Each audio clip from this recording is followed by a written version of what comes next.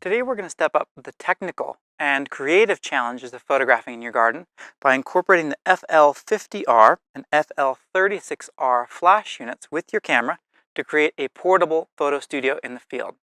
Now I'm going to demonstrate the key techniques on this flower here, and then I'll show you some examples of how you can incorporate these techniques to photographing in your own garden.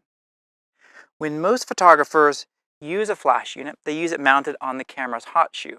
Now this is advantageous because it's simple and very portable, but the disadvantage is that the light that's generated from the flash is in direct line with the lens. As a result, it tends to make the resulting subject look very flat. By moving your flash off of the camera, you are able to accentuate the natural contours and details of the subject, giving you a far more lifelike photograph.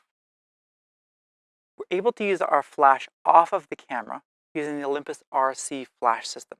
This allows us to wirelessly trigger the flashes using our camera as the remote.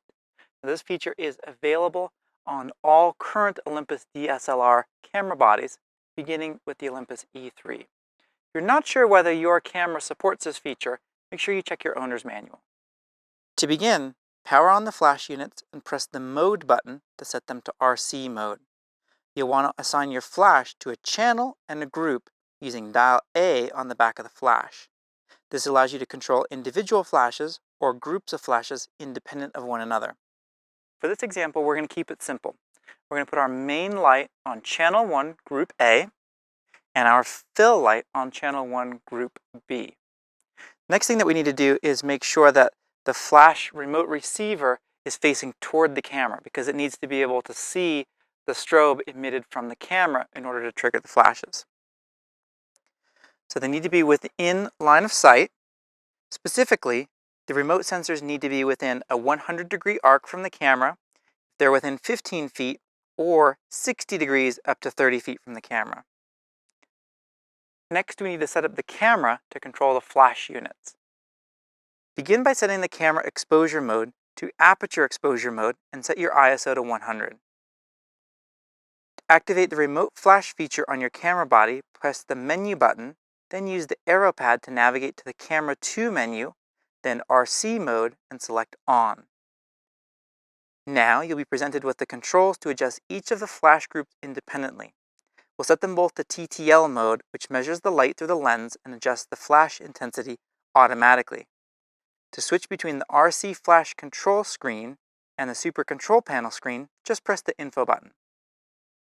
I've positioned the two flashes in the approximate location I expect to use them, so let's take a test shot. I need to first pop up my on-camera flash to work as the trigger. Now let's take a test shot. That's a good start, but it could use some creative adjustment to modify the amount of ambient light that's in the scene. To let in more ambient light, you're going to open up your aperture, choosing a smaller f-stop number. To let in less ambient light, you're going to stop down the lens, choosing a higher f-stop, which creates a smaller aperture. That will make your flash your primary light source. So in this case, I'm going to change the f-stop from f5.6 to f10. Let's take another test shot. That's looking better. The flash is now my primary light source and there's very little ambient light. The next thing I want to do is modify the balance between the two lights. Right? I think that this flash B is still a little bit too bright. Pressing OK on the back of the camera gives me access to the settings for each of the flash groups. I'll navigate to the B group, which is my fill, select the flash exposure compensation option, and use the left arrow key to decrease the flash output 2 stops. I'll take another shot. Perfect. Learning to use your flashes effectively takes some practice and requires a little deeper understanding of your camera's controls. However, once you've mastered this wireless flash setup, it allows you to take pictures in your garden in the day and in the night and opens up all kinds of creative possibilities.